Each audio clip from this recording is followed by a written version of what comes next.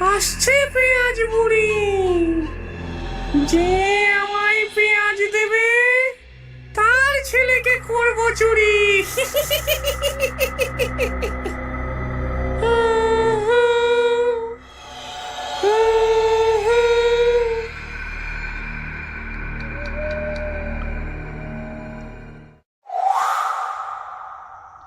কেউ আছে?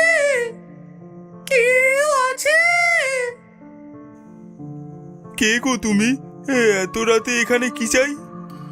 আমি বড্ড ক্ষুধার্ত, আমাকে কিছু খেতে দে বাবা। এত রাতে খাবার তো তেমন নেই, কিন্তু পান্তা ভাত আছে, খাবে তুমি?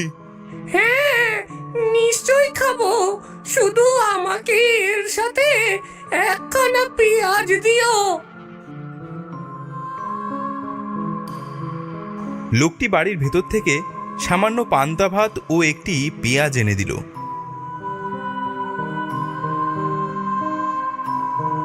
ডাইনি পান্তা ভাতের সঙ্গে পেঁয়াজ দিয়ে খেতে শুরু করলেই বাড়ির কর্তা ও গিন্নি দুজনেই অজ্ঞান হয়ে গেল।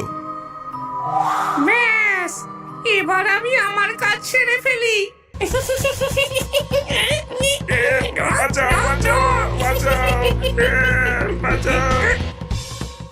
কি মজা, আজ আবার একটাকে পেলাম।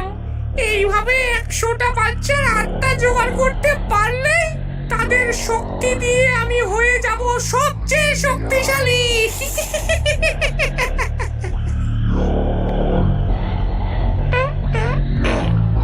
এই ছোট বাচ্চাটাকে ওই গর্তে পুরে দিলাম। এবার আমি আমার যজ্ঞ শুরু করি।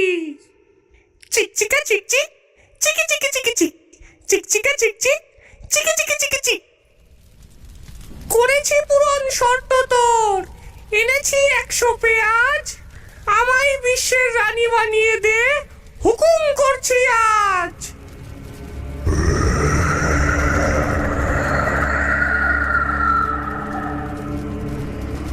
আমাকে ডাকছিস কেন? হুজুর, আপনি যেরকম বলেছিলেন আমি 100টা পেঁয়াজ আর 100টা শিশু নিয়ে এসেছি। এবার আমাকে এই বিশ্বের সর্বশক্তিমান, এই বিশ্বের রানী বানিয়ে দিন। তোর 100টা পেঁয়াজ এখনো পূর্ণ হয়নি। তোর এখনো একটা পেঁয়াজ আর একটা শিশু আনা বাকি আছে। হ্যাঁ, এখনো একটা বাকি। সর্বনাশ, আমার সবুর যে আর সয় না। আজকে আমি গ্রাম পুরো উজাড় করে দেব। আমার একটা পেঁয়াজ আর একটা শিশু লাগবেই লাগবে। ক্ষীরের পুতুল ইউটিউব চ্যানেলে আজকের ব্রেকিং নিউজ। নদিয়া জেলার কল্যাণী শহর থেকে নিখোঁজ হলো আরেকটি বালক। সন্দেহ করা হচ্ছে কাঁচরাপাড়ার চম্পা ডাইনিকে। সে মহিলার ছদ্মবেশে লোকের বাড়ি বাড়ি গিয়ে পেঁয়াজ চায়, আর যে তাকে পেঁয়াজ দেয় সে সেই বাড়ির বাচ্চাকে থলেতে ভরে নিয়ে যায়। বাচ্চারা এমন থলেওয়ালা মহিলার থেকে দূরে থাকো। বাবা, গ্রামে নাকি পেঁয়াজ ডাইনি বেরিয়েছে। হ্যাঁ, এটাই শুধু বাকি ছিল আর কি। এরপর আলু ভূত, পটল ভূত, বেগুন ভূত, কিম ভূত, অদ্ভুত, যত সব। ওরকম বলো না, শুনেছি নাকি সে অনেক বড় ডাইনি।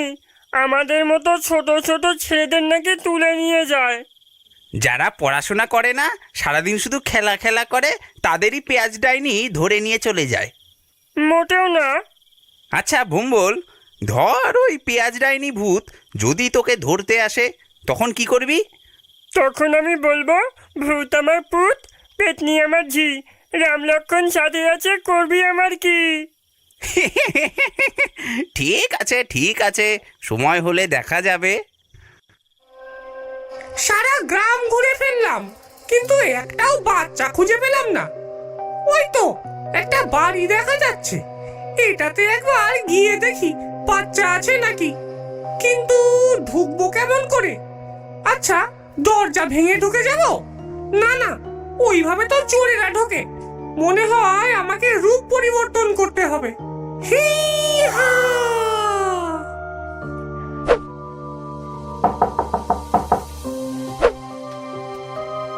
এই ভর সন্ধ্যায় কে এলো? এ কি, এ আবার কে? ও মা, তুমি কত মিষ্টি। তুমি কে গো? আমি এক ভবঘুরে, আমার কেউ নেই। খুব খিদে পেয়েছে, বেশি না, শুধু একটু ভাত আর পেঁয়াজ দিলেই আমার কাজ হয়ে যাবে। লক্ষণ তো সুবিধার দেখছি না। আর বুড়ির চোখ দুটো অমন বিড়ালের চোখের মতো জল জল করছে। বুড়ির কাঁধে ওরকম ঝোলা কেন? শুনেছিলাম যেই বাড়ির লোক ডাইনিকে পেঁয়াজ দেবে সেই বাড়ির ছেলেকে ডাইনি থলেতে ভরে নিয়ে পালিয়ে যাবে। তবে আমাকে নিয়ে পালানো এত সোজা নয়। আচ্ছা, তুমি এখানে দাঁড়াও, আমি ভাত আর পেঁয়াজ নিয়ে আসছি। আহা, কি সুন্দর কুমড়ো পটাশ, গোলগোবিন্দর মতো দেখতে। একে ধরতে পারলে আমার 100টা বাচ্চা সম্পূর্ণ হবে। আহা, পেঁয়াজটা কি বড় আর গোল, পুরো এই ছেলেটার মতো। আহ, আহ, ও বাবা গো, লঙ্কার গুঁড়ো করে দিয়েছে রে। চলে গেল। ডাইনি সেদিনকে জব্দ হয়ে সেখান থেকে পালিয়ে গেল, কিন্তু কয়েকদিন পর প্রতিশোধ নিতে সে আবার ফিরে এলো। মোটু, আজ তোর রক্ষে নেই। আজ আমি এমন কিছু করব যাতে তুই সন্দেহ করতে পারবি না।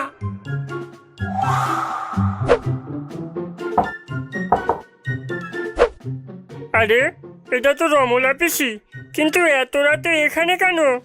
ভম্বল, আমাকে একটু পেঁয়াজ দে না। জানিসই তো আমার মাথায় চুল পড়ে যাবার সমস্যা। আজ প্রচন্ড চুল উঠছে। এদিকে বাড়িতে একটু পেঁয়াজ নেই যে রস করে মাথায় লাগাবো। আরে, রমলা পিসির চোখ ওরকম জল জল করছে কেন? এটা নিশ্চয় সেই ডাইনিটা। দাঁড়া বেটা, তোকে আজ মজা দেখাচ্ছি। পিসি, তুমি দাঁড়াও, আমি একটা ভালো দেখে বড় পেঁয়াজ এনে দিচ্ছি।